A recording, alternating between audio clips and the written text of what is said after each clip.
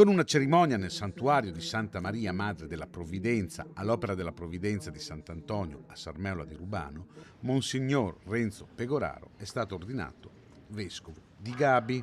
A celebrare la messa, con cui il presidente della Pontificia Accademia per la Vita è stato consacrato arcivescovo, è stato il cardinale Pietro Parolin, assieme al vescovo di Padova Claudio Cipolla e al vescovo emerito di Terni Narni Amelia, nonché presidente emerito della Pontificia Accademia per la Vita Vincenzo Paglia.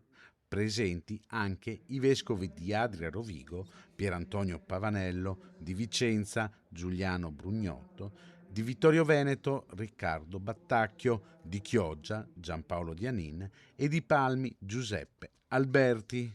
Numerose le autorità presenti, tra loro il presidente della Camera dei Deputati Lorenzo Fontana, il procuratore della Repubblica Angelo Antonio Racanelli, l'assessore regionale alla sanità Gino Gerosa e il direttore generale dell'azienda ospedaliera Paolo Fortuna. Al termine, visibilmente commosso, Monsignor Pegoraro ha preso la parola.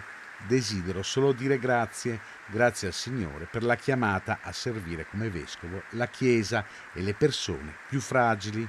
Poi un pensiero ai genitori, il papà è già volato in cielo, la mamma Maria, 94 anni, presente in chiesa, ce l'ha fatta ad esserci, dice, accolta da un lungo applauso.